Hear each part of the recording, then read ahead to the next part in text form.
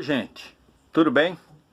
Hoje nós vamos fazer o seguinte, nós vamos falar sobre a questão indígena, hoje. Lembra que no caderno Trilhas, a proposta da atividade 4 falava da resistência dos indígenas? Eles fizeram a tal da Confederação dos Tamoios, lá lembra? Eles lutavam contra os brancos que queriam escravizá-los. Hoje, a ideia desse vídeo é a gente pensar um pouco a situação dos indígenas, como que ela está hoje, principalmente com o corona, tá legal? Tô aqui numa página da Socioambiental. A página é essa daí, covid19.socioambiental.org.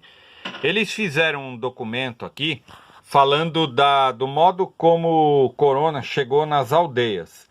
Se você consegue ver aqui, ó, ele está falando que Covid-19, o descaso do governo na tragédia indígena.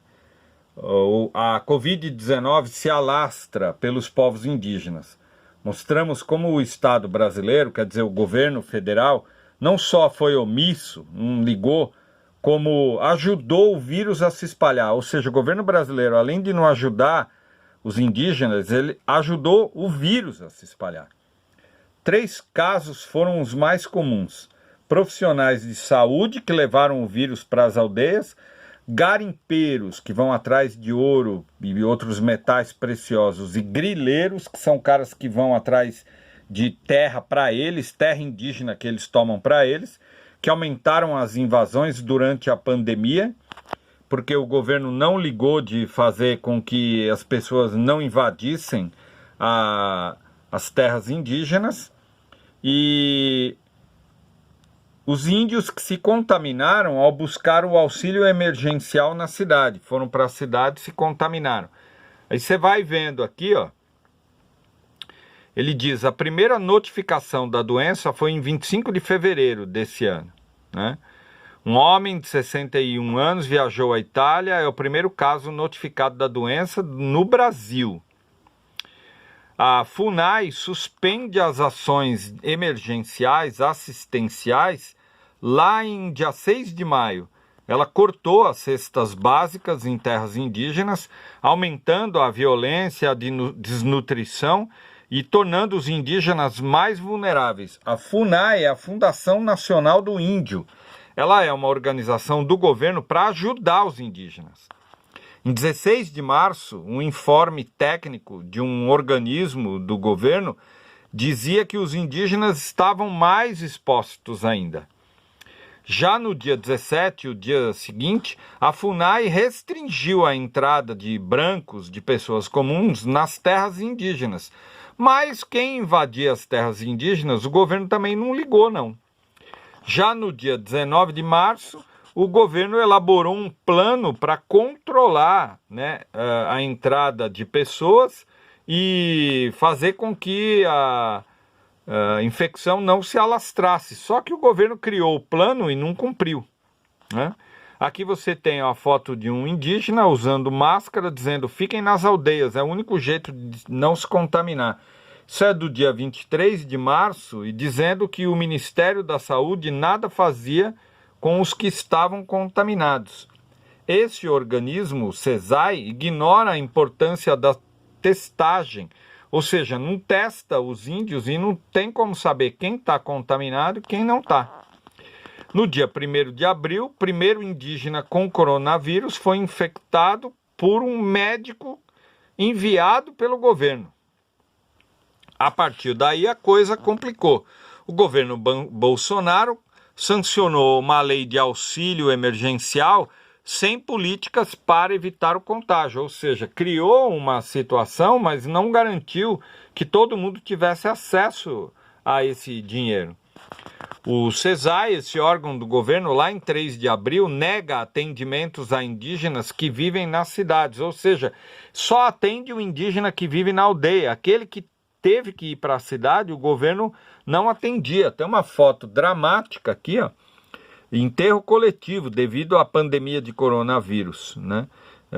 Lá em Manaus, né? Enfim, uma foto dramática aí. No dia 9 de abril, um jovem Yanomami, que é de uma tribo indígena, morre de Covid-19, É o primeiro. Aliás, é a terceira vítima do corona. Sua comunidade de origem fica no Rio, tomado por garimpeiros, ou seja, gente branca que estava contaminada. No dia 20 de abril, uma liderança de uma tribo Uruuau é assassinada em Rondônia, ou seja, os invasores das terras indígenas, além de levar a doença, também os matam.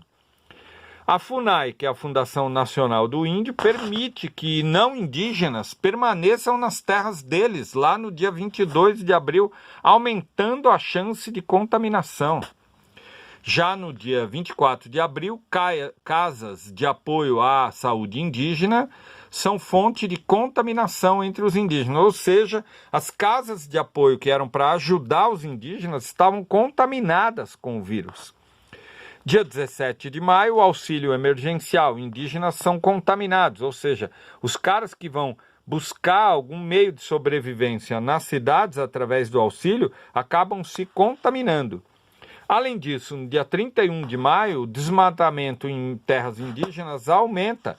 Quem deveria impedir que isso ocorresse era o governo, e de novo o governo nada faz. No dia 6 de junho, o Covid chega ao Vale do Javari, onde vivem milhares de indígenas. No dia 14 de junho, chega ao território indígena do Xingu, né, que fica como está na foto aqui, aldeia Tangurinho do povo Calapalo, no sudeste do Parque Indígena do Xingu, né, aqui na região do norte do Mato Grosso.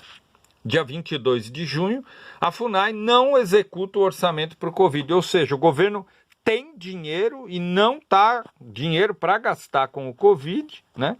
Dos 11 milhões que o governo mandou para a FUNAI só gastou menos de 40%.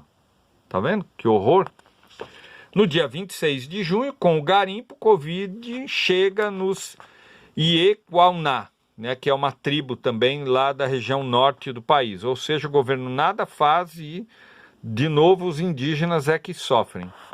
No dia 28 para o dia 29, 13.801 indígenas contaminados, 493 mortos. O que a gente tem é um governo que, infelizmente, nada faz para socorrer os indígenas. Ou seja, no passado e no presente, a vida dos indígenas é ameaçada por governos que não fazem nada para ajudar as pessoas. Um horror. Seria legal a gente refletir sobre isso, pensar sobre isso. Um beijo para todo mundo, gente.